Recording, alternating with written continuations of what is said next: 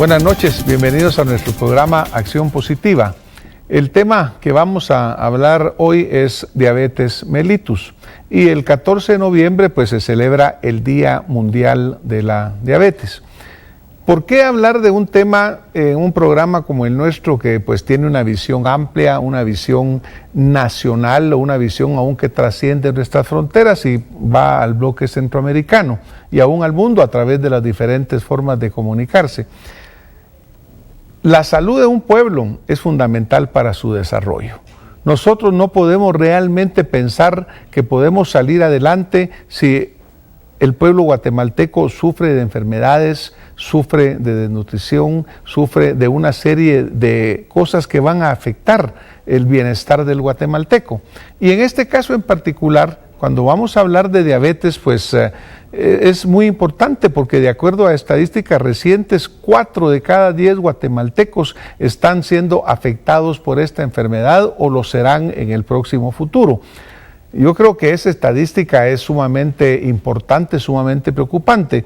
Y para hablar del tema hoy, pues me acompañan 2 médicos especialistas en esta área que han dedicado su trabajo profesional a esta especialidad prácticamente de lo que es la medicina interna, la endocrinología.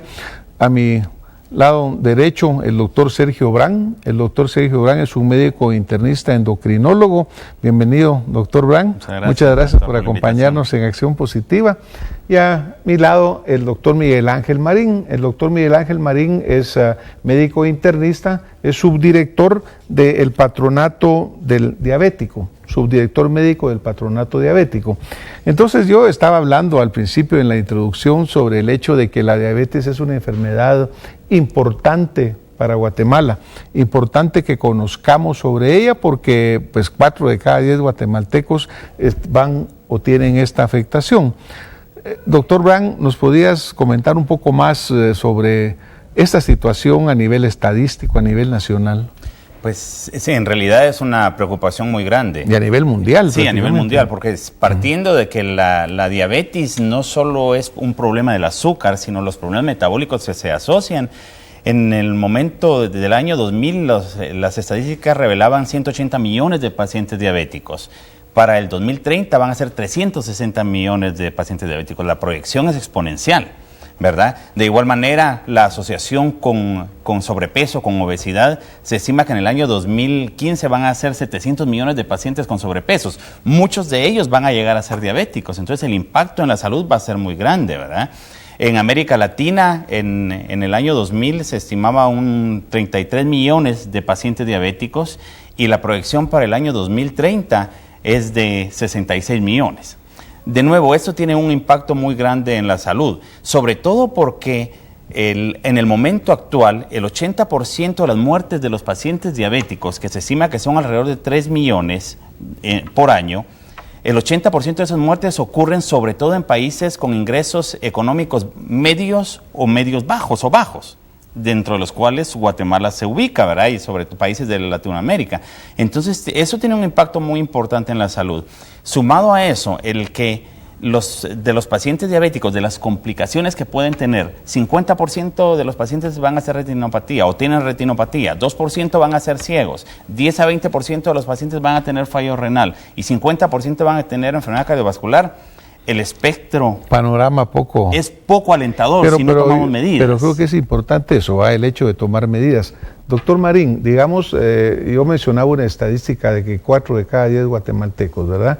Pero ¿qué me puedes ampliar sobre el impacto a nivel nacional que se están teniendo, digamos, por ejemplo, el patronato del diabético, cómo afecta al Seguro Social, cómo afecta al Sistema Nacional de Salud? Yo creo que lo está afectando bastante. Hablábamos, lo que decía el doctor es muy interesante, pero aquí en Guatemala, por ejemplo, en esta década del 2000, estamos hablando ya de 230,000 pacientes diabéticos. Y la proyección para el 2025 se habla de 640,000, 650,000, y yo creo que me estoy quedando corto, porque el estilo de vida del guatemalteco está cambiando bastante hacia lo malo, no hacia lo bueno. O sea, aquí con la avenida de la comida chatarra, ya estamos encontrando pacientes diabéticos que, por ejemplo, la diabetes tipo 2 era de los 40 años para arriba, la estamos encontrando en jóvenes de 19 años. ¿Por qué razón? Porque han engordado. O sea, Guatemala está engordando y por ende Guatemala el cuadro de la diabetes está siendo más común. El Instituto sobre de todo Seguridad Social cubre mucho paciente diabético, igual que el Ministerio de Salud. Claro. Nosotros, por ejemplo, como patronato, generalmente el año pasado cerramos 47,000 consultas en el patronato diabético, entre primeras consultas y reconsultas. Hoy vamos por los 46,000, no hemos cerrado el año todavía de consultas de pacientes diabéticos en el patronato. Por ejemplo, cuando el doctor Marín nos comentaba, y usted también, doctor Brand, nos comentaba al inicio sobre pues la diabetes en sí, pero y él hablaba de pacientes tipo 2, diabetes tipo 2. ¿No nos podría dar un poquito para nuestra audiencia, qué tipo de diabetes existen? ¿Qué significa 2? ¿Qué significa 1, por favor? Sí, la clasificación clásica y más usual, digamos, general, es la clasificación diabetes tipo 1, que es el paciente insulino dependiente, que usualmente eran pacientes que tienen antecedentes en cuanto a anticuerpos de producción de insulina. Y son pacientes que se presentan sobre todo en niños. La diabetes tipo 2 es la paciente no insulino dependiente. ¿Qué es lo que significa esto de insulino o no insulino dependiente? La diferencia es en cuanto a la producción de insulina. El paciente que es no insulino dependiente no ha agotado su reserva de producción de insulina por el páncreas. Entonces todavía secreta menor cantidad de páncreas o de menor calidad de lo que secreta un paciente normal. El paciente que es insulino dependiente es un paciente que ya no secreta insulina y entonces su tratamiento va a tener que ser siempre insulina. En el paciente que es no insulino dependiente, el tratamiento puede ser muy variable. Algunos requieren insulina, hipoglucemiantes cerebrales, etcétera, pero la diferencia es esto: está la diabetes gestacional y hay otro tipo de diabetes que tal vez no sea el motivo de este foro, pero algo sí importante, y el doctor lo mencionó y hacer énfasis, que antes nosotros veíamos que la diabetes tipo 2 o no insulino dependiente se presentaba de los 30, 40 años en adelante. Ahora no, ahora ya vemos jóvenes obesos con diabetes no insulino dependiente. Ahora, claro que suena como que raro acá a ustedes, porque dice uno, bueno, en un país en el cual la desnutrición hay 50% de niños menores de 5 años desnutridos, resulta que por otro lado tenemos una cantidad de gente con sobrepeso, Miguel Ángel. Por supuesto, lo que pasa es que si tú te das cuenta, por ejemplo, los niños que acuden a las escuelas, ¿qué llevan en la lonchera? Llevan Tortrix, llevan una Coca-Cola, o sea, llevan alimentos que lo van a engordar, definitivamente, no llevan una lonchera sana. Ese es el problema. A eso, la comida chatarra nos está llevando a que toda esa gente de escasos recursos o de clase media muy baja esté engordando. O sea que parte de esto es verdaderamente importante en el sentido de la prevención, en el sentido de la orientación para que esto no suceda, pues, ¿verdad? Para que esa lonchera lleve otro tipo de comida 100%. Y no le estemos engordando a nuestros hijos, pero engordándolos mal. Es que lo que deben entender los televidentes es lo siguiente: el tratamiento número 1 del paciente diabético es su cambio de estilo de vida, el comer sano y el ejercicio. Si estos dos elementos no van en conjunto con los medicamentos, no funciona el tratamiento de la diabetes. Y el doctor creo que me va a dar la razón en ese 100%, sentido. así. Eso así es. Bueno, imagino que los pacientes deben de entender esto para que de veras concientizarse. Yo estaba viendo aquí algunos números de la investigación que hicimos y, por ejemplo, dice que en el 2007 en todas las clínicas del ICS la atención de pacientes con diabetes ocupó la tercera casilla en el número de consultas. En los centros de salud la tendencia parecida y ya eran un 14% del total, y en los hospitales ha aumentado en un 158%, es decir, una enorme cantidad de pacientes que están asistiendo por este problema. Ahora, ¿por qué es importante, digamos, a nivel nacional? Según también una parte de esta investigación que hicimos, más o menos se gastan unos 2,000 quetzales mensuales en atención a un paciente diabético, en números pues que obviamente hay que definir, aclarar, pero imagínense ustedes esta cantidad de diabéticos que tú mencionas por un consumo de 2,000 quetzales mensuales, obviamente es una cantidad importante, y en nuestro sistema de salud, que es un sistema de salud muy débil, que tiene muchas falencias, pues obviamente eso tiene que impactar. Esto sin entrar en las complicaciones. Pero volviendo a lo que hablábamos en el segmento anterior, ¿verdad? El hecho que nos llama la atención de decir, en un país que tiene hambre, en un país en el cual pues obviamente hay un área, el cinturón seco que se le llama, que la gente no tiene para comer, hay obesidad y hay diabetes. ¿Cuáles son los síntomas de la diabetes? ¿Será que la gente no reconoce a tiempo cuáles son los síntomas, Miguel Ángel? Lo que pasa es que la gente se viene acostumbrando desde hace mucho tiempo a ese tipo de síntomas. Y, por ejemplo, en Oriente, un paciente que está agotado, que no puede ejercer su trabajo, se le dice que es un haragán. Y no nos podemos poner a pensar de que puede que ese paciente ya tenga otros síntomas más como sed, y como abundante hambre, la gana de no trabajar, y esto puede estar asociado a que este paciente se le esté presentando un cuadro de diabetes. Yo creo que esa atención se le ha estado poniendo a la enfermedad de unos 15 años para acá, me imagino, sí, todo, porque hará unos 15 a 20 años la diabetes era una enfermedad que se hablaba nada más por hablar de ella. Casos raros o alguien por ahí. Y se murió de X razón. Y ya cuando se analizó todo ese tipo de proceso de enfermedad, nos dimos cuenta que en realidad la diabetes es el factor común de muchas muertes, ¿verdad? De infartos al miocardio, de que muchos pacientes estén recluidos en máquinas para limpiarle su sangre porque tienen fallo renal, y de que muchos pacientes estén amputados. Muchos pensaban que era una úlcera por alguna infección y no se asociaba a la diabetes. Ahora sabemos que, por ejemplo, en cualquier parte del mundo, cada 30 segundos se amputa una pierna. Imagínate. Cada 10 segundos se muere un paciente. Sergio, por favor, una definición así específica de los síntomas que deben de preocuparle a nuestra audiencia, ¿verdad? No, pues obviamente queremos sobrealertar o preocupar, pero sí que sean aquellas referencias que digan, mire, yo creo que tengo que ir a visitar un médico.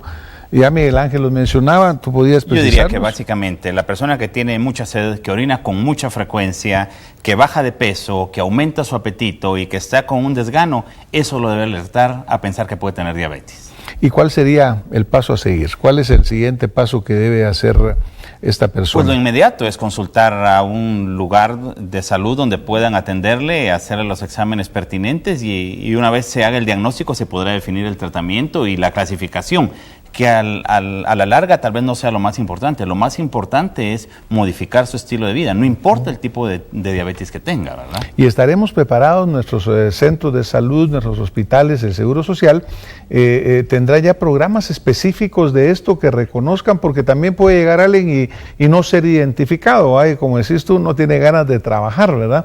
Y resulta que a lo mejor lo que tiene es una diabetes galopante que lo tiene. Claro. Así. ¿Tú crees que existe ya la preparación en nuestros centros de salud, en nuestro Seguro Social, para reconocer la enfermedad y para inmediatamente empezar a encauzarla? Yo creo que falta mucho, falta demasiado, porque generalmente en las instituciones como el Seguro Social y el Ministerio, quienes manejan eso son los endocrinólogos, son ellos, pero son pocos. Y la mayoría de pacientes diabéticos consulta a médico general. Exacto. Y mucho médico general no está entrenado para tratar la diabetes, incluso son responsables de que muchos diabéticos le tengan miedo a ponerse insulina, porque el mismo médico general le dice, la insulina lo va a dejar ciego, el mismo médico general. No hablo de todos, por supuesto. Yo pienso que hace falta mucho en entrenar a ese tipo de profesionales que son los que más atienden pacientes diabéticos, para que se detecte mejor la enfermedad y se pueda dar un trato mejor a este tipo de pacientes, ¿verdad? Pero yo sí creo importante para nuestra audiencia, ¿verdad?, que escuchemos las palabras de los doctores Brand y del doctor Marín, para que si acaso aparecen esos síntomas y de repente tenemos esos tipo de debilidades, lo tomemos en cuenta, claro, ¿verdad?, que no lo dejemos pasar, que no pensemos que es algo que no, sino que vayamos al médico y le insistamos al médico que tengamos este tipo de evaluación correcta, porque obviamente las consecuencias son terribles, ¿no? Tú hablaste hace un momento de amputaciones, de problemas renales, que estos pues obviamente se van sumando en el costo global del tratamiento de la diabetes, Sergio. Así es, doctor, sí. Las complicaciones son a la larga lo que más impacto tienen en las economías de los países, en el área de salud, ¿verdad? Viendo que el 50% de los pacientes diabéticos que han sido diagnosticados van a tener enfermedad cardiovascular asociada, van a tener infartos, van a tener derrames, el impacto es muy grande. Si van a tener fallo renal, 10 a 20% de esta población de pacientes diabéticos se van a quedar ciegos un 2% y van a tener cambios de neuropatía, que es cambios de sensibilidad en las piernas, y ese es otro motivo de consulta que los pacientes tienen también, que tienen dolores frecuentes en las piernas, en los brazos, cambios de sensibilidad. Como calambres. No tanto más calambres. Que calambres es un dolor, ¿verdad? Es dolor como el motivo de consulta, ¿verdad? Y otro motivo de consulta importante en el hombro también es la disfunción sexual, claro, que ocurre también en el paciente diabético y es en muchas ocasiones el motivo de consulta en el paciente hombre.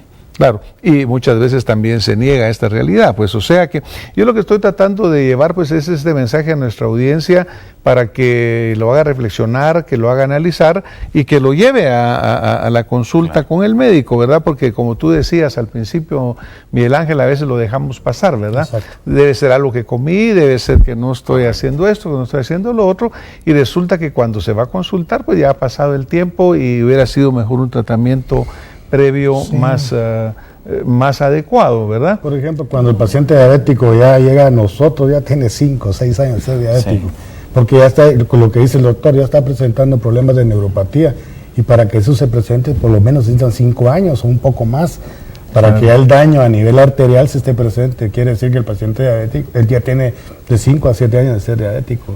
Ya a partir de lo que hemos venido hablando, se denota claramente que este problema es un problema nacional a nivel de salud y que impacta obviamente pues los presupuestos de las instituciones que tienen que cubrirlos.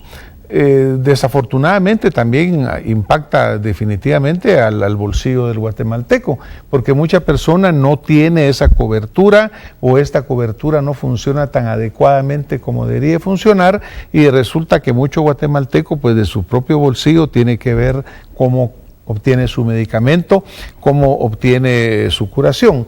Miguel Ángel, por ejemplo, tú estás con el Patronato del Diabético. ¿Cómo funciona exactamente esta institución? Pues la institución funciona en la siguiente forma. En primer lugar, la consulta es un poco cómoda para el paciente. No sé si puedo decir cifras, pero generalmente el paciente paga 30 quetzales por la consulta, 50 quetzales si necesita que lo mire un especialista. Y los medicamentos que nosotros damos en el patronato son a un costo bastante bajo, porque son costos a patronato, ¿me entiendes? Entonces, esa es la forma en que nosotros tratamos de ayudar al paciente. Además de eso, lo estamos orientando constantemente. Tenemos una señora, una especialista que se dedica a dar información sobre lo que es la diabetes, sobre los medicamentos que se tienen que utilizar para que el paciente entienda un poquito sobre eso. Y tenemos especialidades que están relacionadas con la diabetes a costos bajos. Entonces, el patronato tiene ahorita 43 años de existir.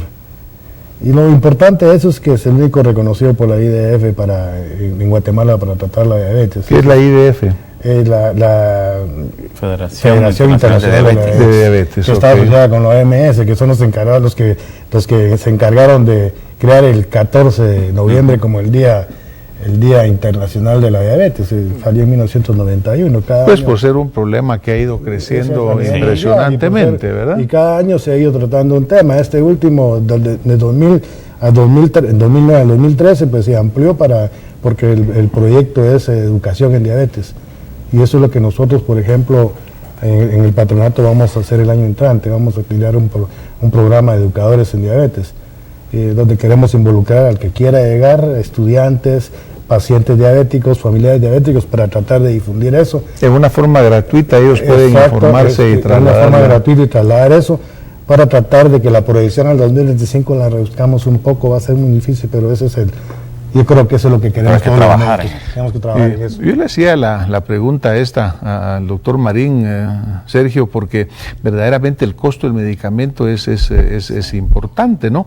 Algo que me ha llamado la atención, lo hemos comprobado personalmente, es el hecho de que hay farmacias en las cuales el medicamento vale 3 o 4 veces más que lo que el paciente lo puede conseguir en los patronatos o en las farmacias especializadas. ¿Esto por qué? ¿Porque estos convenios con OMS o por qué? Y luego, ¿esta facilidad de comprar está abierta a todo aquel que quiera llegar o hay que afiliarse al patronato? Todo el que quiera comprar medicamentos, que no esté afiliado al patronato, puede hacerlo. Bueno, creo que eso es importante para todo aquel guatemalteco que tiene que comprar medicina para tratarse de diabetes, porque la diferencia puede ser hasta 3 o 4 veces el precio en una farmacia, digamos, comercial versus una farmacia que está con los patronatos, lo cual hace un costo, cuando hablábamos de 2,000 quetzales mensuales por diabético, puede rebajarse a 300, 400, lo cual lo haría mucho más factible. Aunque sea con precios de patronato, los medicamentos, el costo mensual de un paciente diabético que tenga complicaciones, porque generalmente el paciente diabético trata su diabetes, trata una hipertensión arterial, trata un problema de triglicéridos, trata un problema cardiovascular, que ya el paciente diabético ya entra en el síndrome metabólico, como lo conocemos, ya padece de todas las enfermedades, y eso encarece su tratamiento. Bueno, esa es la importancia del programa del día de hoy, porque realmente hay en este momento pues miles de guatemaltecos, y habrán miles más en el futuro, que están ya enfrentando este problema. Algunos podrán tener la oportunidad de ir a través del gobierno, el Seguro Social, pero hasta que estas instituciones no estén verdaderamente cumpliendo su función, mucho va a caer y afectar la economía del guatemalteco. A lo que hablaba el doctor Marín, que es interesante, doctor Bran, es en el punto de despertar la atención hacia este problema, ¿no? Y también el hecho de cómo habrá de desarrollar, por ejemplo, jornadas o eventos en los cuales la gente llegue a conocer de la diabetes, pueda tener acceso a hacerse exámenes. ¿Cómo funciona esto? Yo creo que, de nuevo, basados en los problemas y el impacto de salud que tiene, y sobre todo el impacto económico, porque a la gente lo que más le preocupa en algún momento es su bolsillo. Yo a mis pacientes les digo, la diabetes es un asesino silencioso. ¿Por qué lo defino así? Porque el paciente se acostumbra a estar algún tiempo con un poquito más de sed, un poquito mareadón y nada más. Y llega, como decía el doctor Marín, hasta que el paciente llega a tener una complicación, que ya es tarde. La recomendación actual del abordaje del paciente diabético es, primero, la prevención. Y eso podemos trabajar muchísimo. Y contestando a su pregunta, en las jornadas de diabetes, nosotros hemos empezado a trabajar jornadas de diabetes porque obviamente nos hemos dado cuenta que el diagnosticar a un paciente tempranamente, su expectativa de salud, de vida va a ser muy diferente, ¿verdad? Y su tratamiento obviamente puede ser más óptimo si entramos desde el principio, que ese es el diagnóstico. Entonces, hemos hecho campañas de diabetes para el diagnóstico, y aún, digamos, existen ya programas en Guatemala en el que el paciente diabético se incluye en cierto programa y puede recibir ayuda, que consiste en medicamentos, consulta, se le da el glucómetro para el chequeo de su azúcar, realmente en el manejo integral de su diabetes, sin costo para él. Claro que no es un programa a muy largo plazo, o programas a largo plazo, totalmente extenso, ¿verdad? No, es limitado. Claro. Pero sobre todo yo diría que el mensaje debiera ser como una alarma para el paciente o para la persona que tiene algunos síntomas, consultar tempranamente. Y a partir de eso pueden existir opciones de cómo podérsele ayudar, ¿verdad?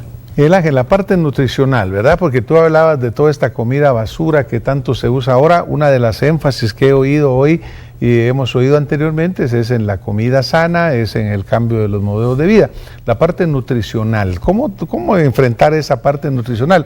Porque el diabético pues siente que obviamente está como que en huelga de hambre y que se está muriendo el hambre, cuando en realidad tal vez no habría que pasar por esa tremenda sensación. Lo que pasa es que, por ejemplo, la diabetes debemos de tratarla ya en conjunto con profesionales que estén relacionados con la salud. Por ejemplo, nosotros los médicos en algún tiempo nos la dábamos de que sabíamos de todo. Incluso en los hospitales mandábamos una dieta blanda y sabíamos qué estábamos mandando. Vos pues, fuiste residente también, fuiste interno, te diste cuenta de eso. No podemos nosotros como médicos, solo que tengamos una especialidad en nutrición, manejar al paciente diabético desde el punto de vista de dieta. Para eso están los nutricionistas. Entonces vale la pena que lleguen y nutricionistas que estén relacionados con la diabetes. Y ya le quitemos el tabú que las nutricionistas solo sirven para adelgazar, ¿no? Eso no tiene nada que ver. Eso es una ayuda bastante fuerte que tenemos los médicos ahora con el aparecimiento de la especialidad de la nutrición. Claro. Ellos deben de manejar eso, porque ellas conocen eso, nosotros no lo conocemos. Entonces, eso es muy importante. Ahorita estamos pensando en quitar el nombre de dieta nosotros, porque eso mata al paciente. Claro, es que el paciente siente que lo están matando del hambre. Cambiemos el estilo de comer, hagámoslo diferente. Es que tal vez es el mensaje, ¿verdad? El paciente diabético o el paciente hipertenso o el paciente cardiovascular lo que tiene que cambiar son hábitos. Sí.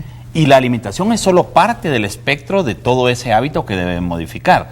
Si alguien se acostumbra a comer sin sal desde joven, pues no le va a hacer falta la sal a futuro, ni le va a causar problema no comer con sal, ¿verdad? En el colesterol, que es un problema asociado a la diabetes en un alto porcentaje, y de hecho todo paciente diabético debiera tener tratamiento, no para el colesterol necesariamente, sino para la enfermedad inflamatoria que ocurre en los vasos en el paciente diabético. Estos pacientes, digamos, modificarle su estilo de vida, sus hábitos de alimentación, es de lo más importante. De lo contrario, no estamos trabajando en los pilares más importantes para que el paciente diabético no tenga complicaciones. Bueno, pues yo creo que realmente hemos tocado puntos, el punto del ejercicio nos falta, ¿va? Que el ejercicio también es fundamental, porque ustedes hablaban de ese tratamiento integral, ¿no? Que va desde el primero la prevención, desde el estar alerta a estos signos que aparezcan temprano para que, como decís vos, no lleguen cuando ya llevan 5 años de estar sufriendo, sino que la población esté verdaderamente atenta.